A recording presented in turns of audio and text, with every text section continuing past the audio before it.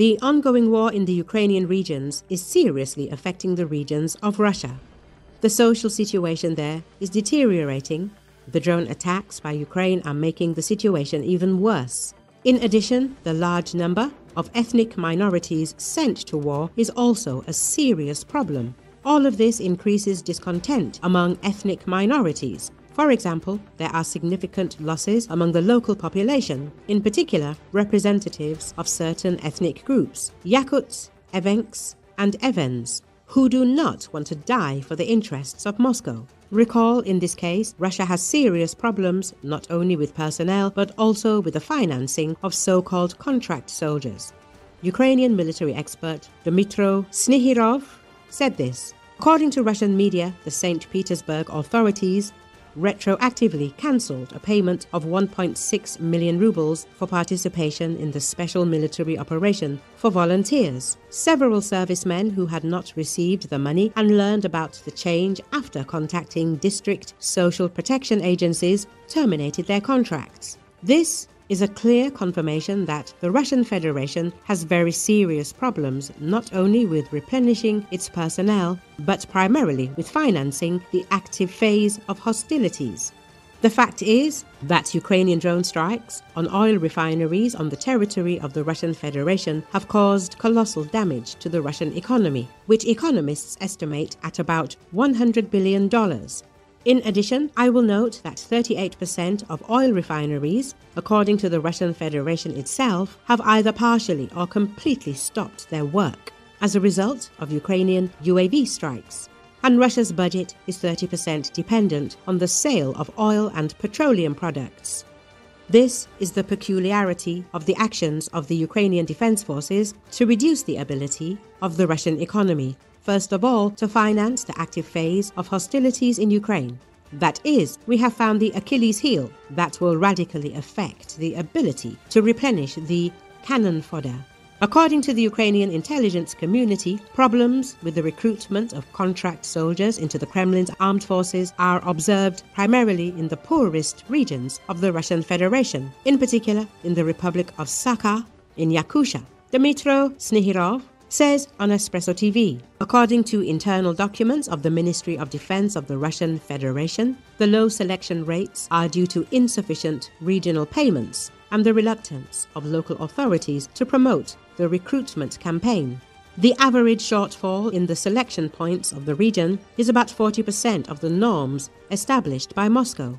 An additional factor in the failure is the significant losses among the local population, in particular representatives of certain ethnic groups, Yakuts, Evenks, and Evens, who do not want to die for the interests of Moscow.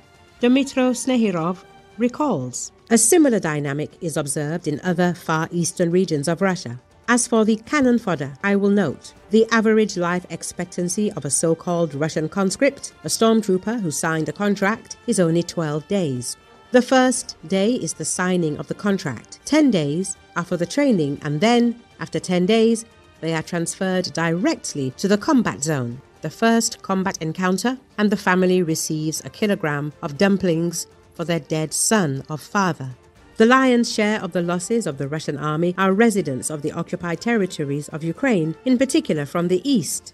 All this is creating a wave of widespread dissatisfaction in the regions.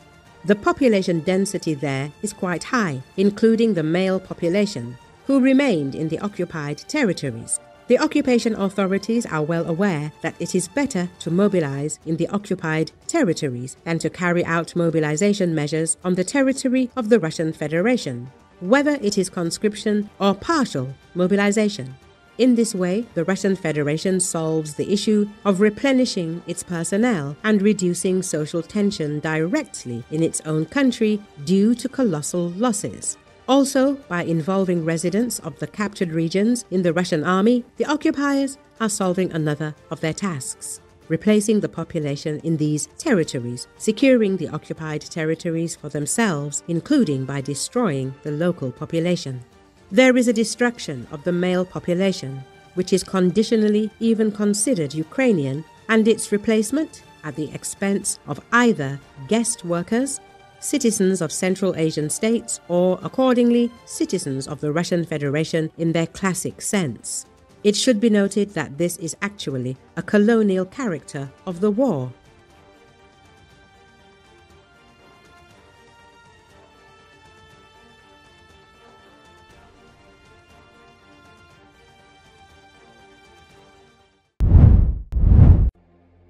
Hungarian Prime Minister Viktor Orbán said Ukraine peace summit is not off the agenda, but it just won't happen in a week.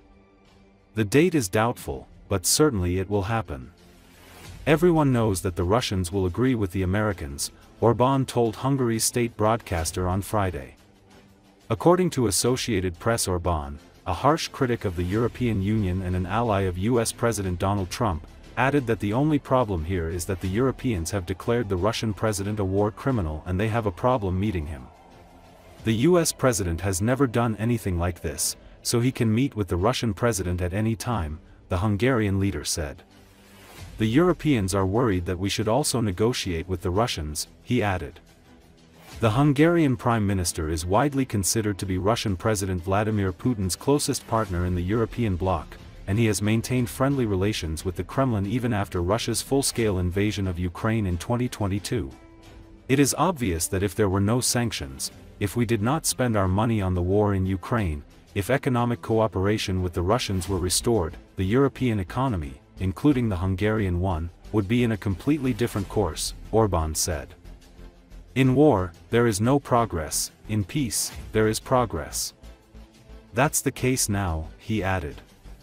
European Union leaders on Thursday ordered the bloc's executive branch to come up with options for meeting Ukraine's pressing economic and military needs over the next 2 years, but did not agree to use frozen Russian assets to fill the gap.